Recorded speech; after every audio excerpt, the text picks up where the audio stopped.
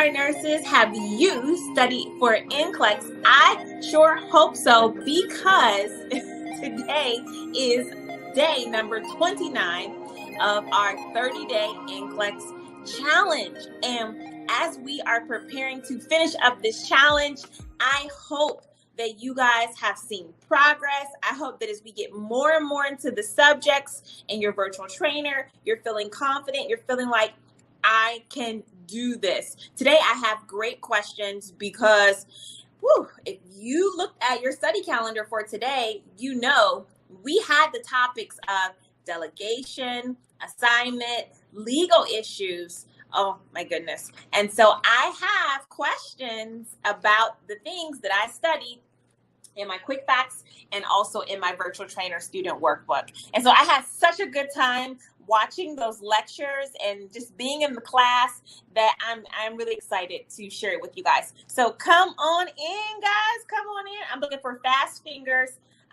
Let me get my notes out that I have for you. We're going to start by going over the quick facts for NCLEX. The calendar said that you were just supposed to do some weak areas. And so I just have a few questions that I went over today.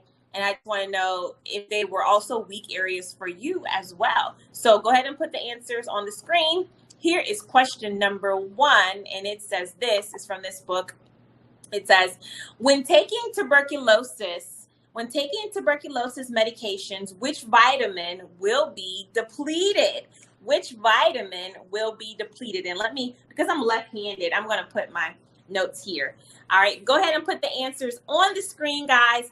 This is day number 29 of our 30-day NCLEX challenge. All right. So I am so excited that you're here. I'm looking for the answer. And remember, if you don't know, just say, I don't know. All right. And then we know that that's something we will go back and review.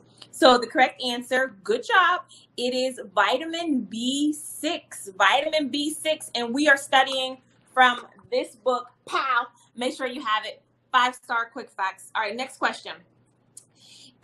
If a female completes a sexual reassignment surgery, will sperm be produced? So if a female completes a sexual reassignment surgery, will sperm be produced? Is it a yes or is it a no? What do you guys say? What do you guys say?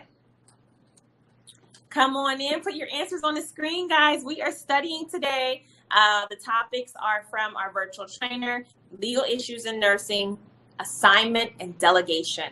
All right. And I was deep into that. Today, reading all kind of scopes of practices, and it was just good. All right.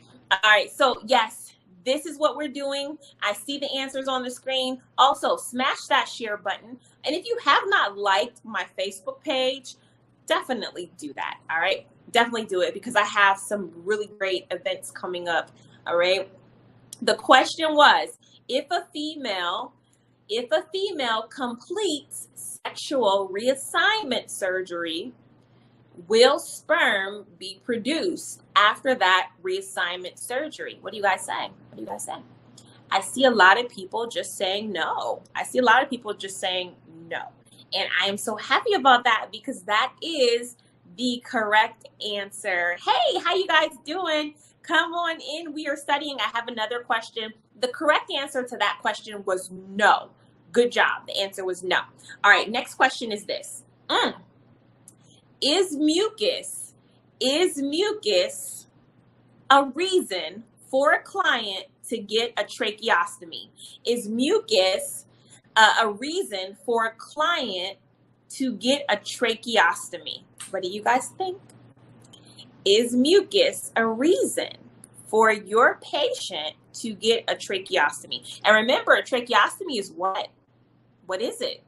All right. And I saw somebody ask me, what does sexual reassignment? What does that mean?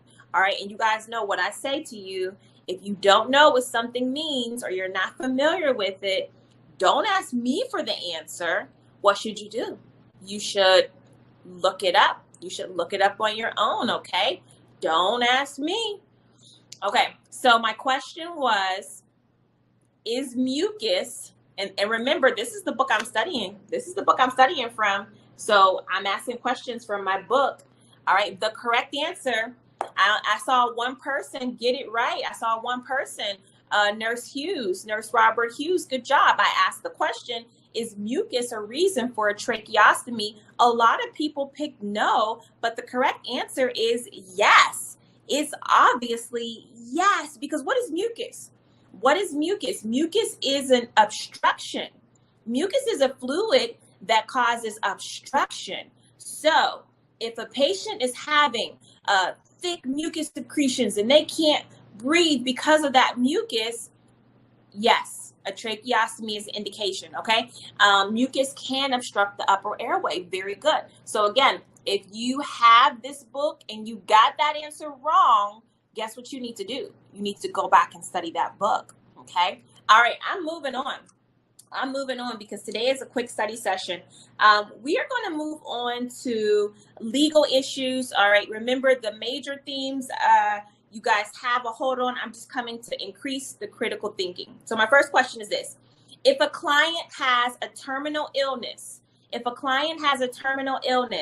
do they need a living will or a durable power of attorney?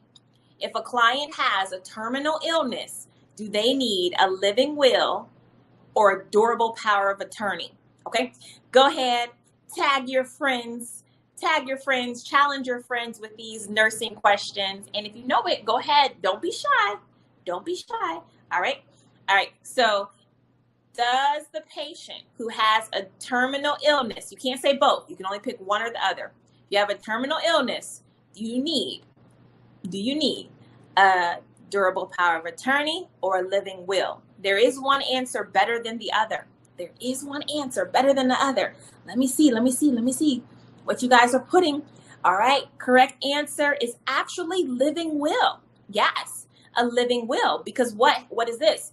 The living will is the patient saying what they want done. So if you have a terminal illness, I don't want to put that on anybody, God forbid.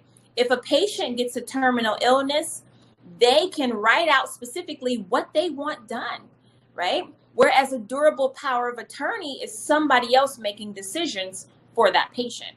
Just because a client has a terminal illness, that does not mean they need somebody else making decisions for them, does it? No.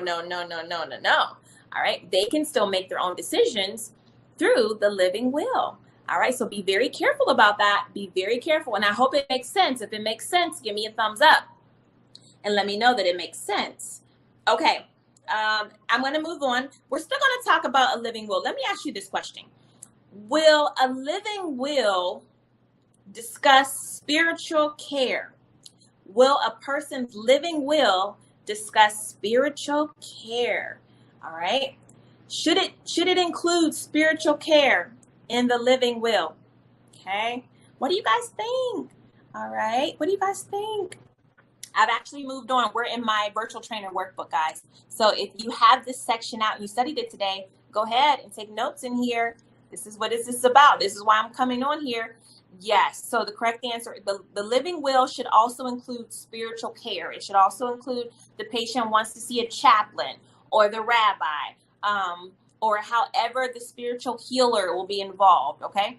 Shout out to Michelle who just said, I don't know. Okay. All right. And if you don't have the VT workbook, go ahead and get in it. Go to my website, remarnurse.com, get your virtual trainer and get this good information. All right. Next question. Okay. If a client, this is about living wills. If a client is conscious, is their living will active? Okay. If a client is conscious, all right, they're conscious, they're awake, and they're talking, do we take direction from the living will or from the client? Or does it matter? All right, if I'm sitting here and I'm sleeping, can the nurse just go look at my living will to see what I want done? What do you guys say? If a client is conscious, is their living will active or inactive? What do you think? Oh, this is a good one. All right, let me rephrase it because I think it might be, I want it to be clear. If I am a patient and I have a living will, do the doctors still need to talk to me about end-of-life care, or can they just go read my living will? Is that better? What do you guys think? So my question is, if a client is awake and if a client is conscious, is their living will active or inactive? Okay. All right. Who gets to give the direction? Is it me or is it my living will? All right. And I want everybody to change their answer, because a lot of people say, oh, yes, it's active. It's active. You look at the living will. All right. Yes, I like that. Bernadette says, speak to me. Exactly. Speak to me. So that living will is not active. And so it's okay for patients who don't want to have living will. Some people like, oh, I don't want to do a living will. I don't want to think about that right now. But understand, you do it just in case. You do it just in case, all right? In case something happens. But as long as you're conscious and you're making decisions, your living will has no power, all right? So that's something that we can teach our patients, all right? Okay, all right. I am moving on because we also need to review. And guys, remember, these are quick sessions that we come on and we look at the PowerPoints of today. And today is number 29, all right? So if you want to get back into your classes with me, just go ahead and contact Team Remar to renew your VT if you need to do that. All right. Here we go. All right. Let's do delegation and assignment now. All right. So these are things. I just want you to tell me this. This is a yes or no question. We're talking about the difference between a licensed practical nurse and a registered nurse and what they can do. Licensed practical nurse and registered nurse. So the first thing is this. Can an LPN interview a client? Can a licensed practical nurse interview a client? What do you guys say? Yes or no? And look at the word, look at the task that I'm giving you. A licensed practical nurse, can they interview a client? Yes or no? What do you guys say? And remember, you have to know the difference between an RN and a PN. Ooh, this is so good. What? I see so many yeses. I see so many no's. We have to get on one accord today. The correct answer is yes, they absolutely can interview a client. Interview and assess and evaluate are not the same thing, okay? And NCLEX, they're not going to give you the word and then do the definition behind it. They're going to say interview. Interview is what? Interview. What did you eat today? Absolutely, the LPN can do that. The LPN can say, when is your birthday? All right. How much do you weigh? All right. So you guys are you following me? Are you tracking with me? All right. Don't you guys get too deep in it. I didn't say anything about an admission. I didn't say anything about that. I didn't say anything about evaluating or assessing. An interview is what? What is the difference between an interview and evaluate? The difference is an interview is just what? Asking questions. Okay? Asking questions. The LPN can do that. All right. All right. Be careful, because if you see that on NCLEX, you won't be mad. You might be feeling mad right now. You might be feeling some type of way right now. But when you see it on NCLEX, you won't be. All right. Next question is this. Who can take a client's history? RN, LPN, or both? Who can take a client history? RN, LPN, or both? What do you guys think? I'm making this up. I'm giving you these questions. I'm just that they're just like how the NCLEX does, you guys. All right. Who can take a client's history? And remember, what does it mean to take a client's history? LPN, RN, or both? LPN, RN, or both? You studied this today, didn't you? You studied it? All right. I got a couple of these, so I hope you guys are in it. I hope you're in it to win it today, because I have a lot of these. The correct answer, we're talking about taking a client's history. That's going to be both. The LPN can take a client history. The RN can take a client history. That's another way to say what? We just said it. We just said interview. It's another way to say it. NCLEX is going to give you all these ways, maybe to say the same thing. Okay. Take a client history. Both can do it. Good job. Doretha was like, I guess both. I just guess both. It's a good guess. It's a good guess. All right, I'm moving on. Who can establish a health problem? Who can establish a health problem? RN, PN, or both? Who can establish a health problem? RN, PN, or both? RN, PN, or both? Establish a health problem. Mark, what do you say?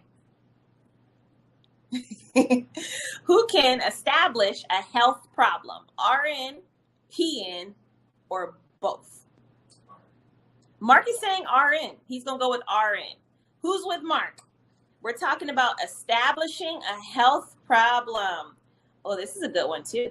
I see a lot of people that are saying, no, both can do it. No, both can do it. And a lot of people are saying RN.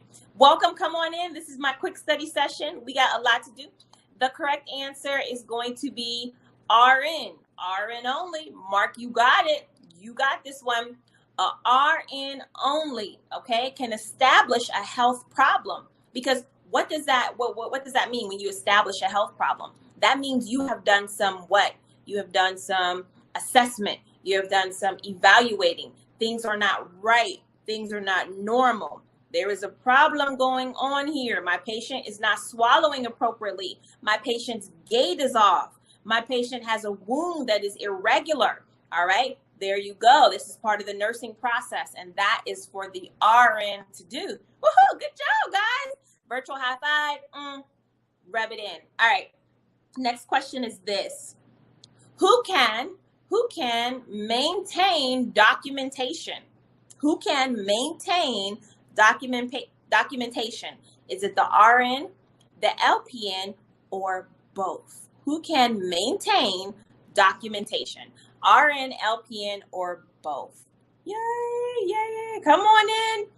This is Remark Review. I'm happy to be here with you guys. I'm happy you guys chose to study with me today. We are talking delegation and assignment. Tomorrow for day 30, we will be doing prioritization, and I have already begun prioritization. It's going to be so much fun. All right. So we're talking about who can maintain documentation, RN, PN, or both. And the correct answer is both. Yes, both. I like that, Simone. Both the RN and the PN can maintain documentation. Documentation is documentation. It is what you're writing down as you go about your nursing care. And we expect that from RNs, and we expect that from practical nurses. Both of them are to do it. Did you get that one right? Yeah. Okay. All right. I'm going to keep going. I love the hearts on the screen. I love the comments. I love seeing 1,000+ comments. So congratulations if you got that one right. I have the next one for you here. Who can identify a pattern?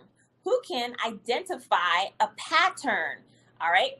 Is it RN, PN, or both? Who is responsible for identifying a pattern? Is it the RN, the PN, or both? This is a tricky one. This is a tricky one. RN, PN, or both? I got you guys in the hot seat. Pretend like this is your exam and just give it your best. And what I can say is don't change your answer. If you think it's something, just go with that. All right. Who can identify a pattern? All right, guys, this is it. This is what you got to think about. And I'll explain it. I'll explain it to you. Even if you don't get it right, it's okay. I'll explain it, but really try. Okay. Correct answer for identifying a pattern is going to be the RN. The RN only is responsible for identifying patterns because you are interpreting data when you do that. And the PN cannot do that. All right. So trends and patterns, sometimes NCLEX will say, it's a blood pressure trending down, or they'll say another health trend that the patient is having. So patterns or trends, those belong to the RN. That's RN data. Okay, good job, good job. Come on in, come on in. Next question is this: who can provide health counseling? Who can provide health counseling? All right. And this is the aspect of counseling about a smoking cessation, right? Or this is the counseling about your activities for depression, or how about dietary weight loss tips, health counseling.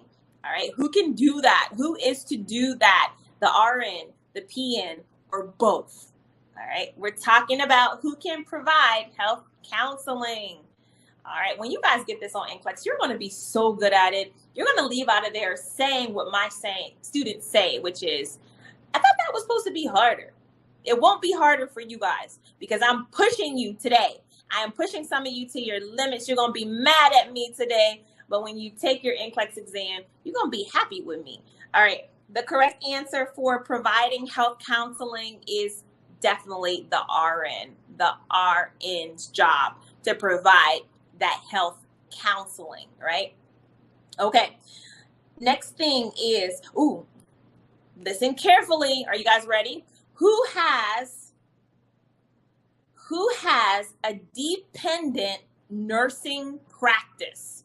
Who has a dependent nursing practice? Is it the RN or the PN? I'm so glad that you guys are here. Welcome, welcome, welcome, welcome.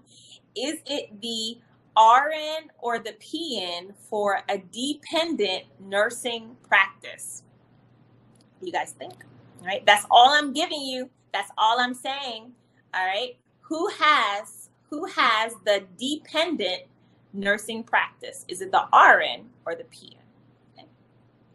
Did you study today? These questions came to my mind as I was doing my lecture on delegation and assignment. I was actually doing the clinical judgments of delegation in here, and I said, hey, I got some questions for them today. All right, the correct answer, who has the dependent, good job, Mac, it is the LPN. Remember, the registered nurse has an independent nursing practice, right? Registered nurses, we have autonomy. We have the ability to work within our field independently. We don't need another registered nurse. We don't need a nurse's aide. We don't need an LPN to handle our nursing business, all right? But the LPN has a dependent scope of practice where they need to be paired.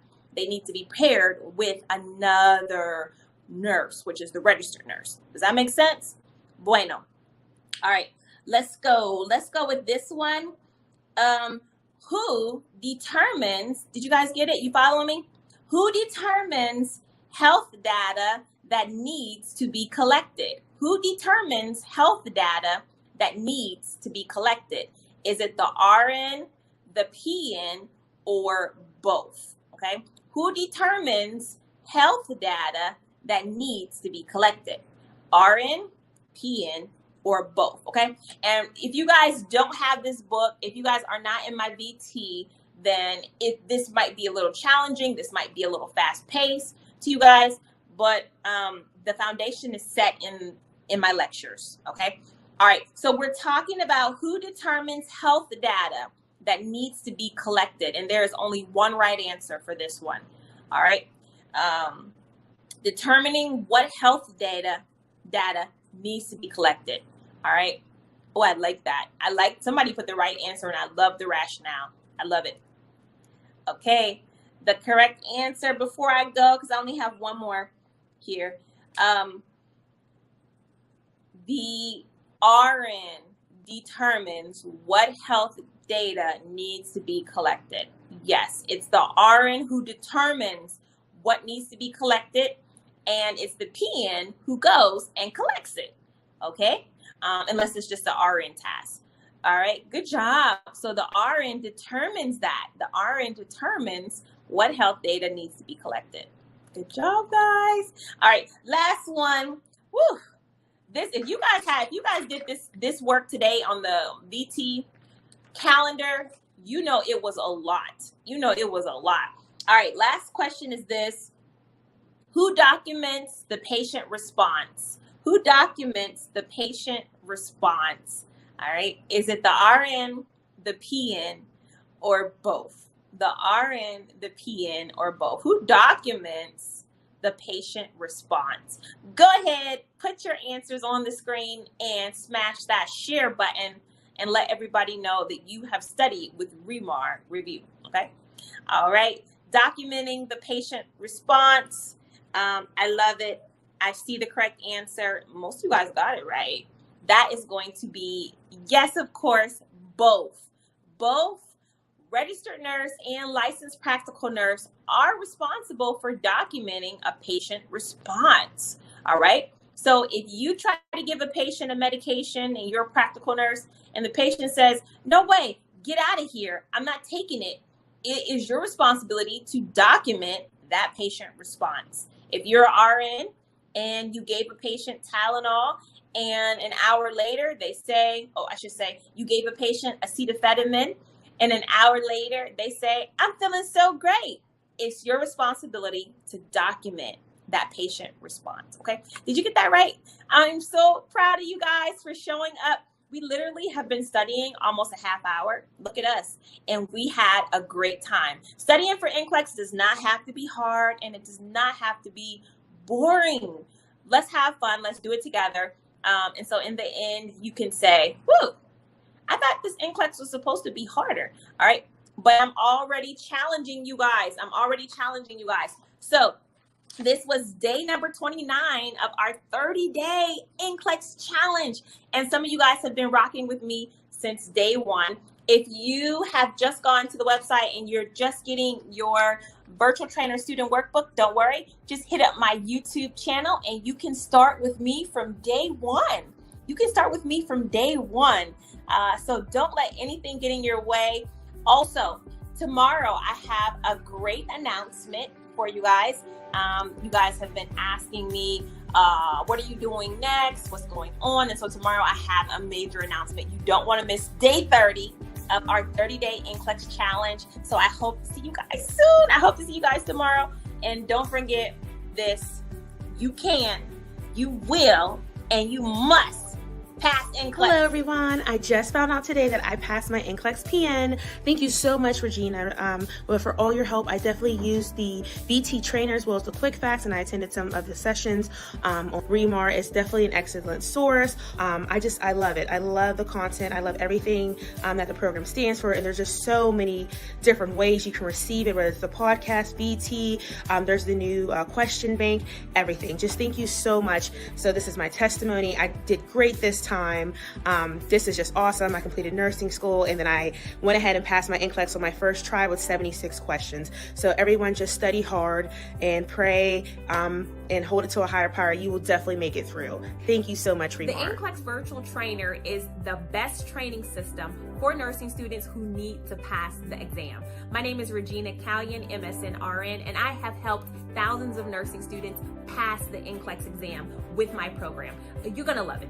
With my NCLEX review, I'm going to give you all of my nursing content in one place. Not only that, I'm going to make sure that after every individual lesson, you know what is most important. And if you need questions to help you, I have the questions right here. So what I'm going to do is I'm going to give you an amazing opportunity to get in the virtual trainer. I'm also going to send you the virtual trainer student workbook as well as my quick facts for NCLEX.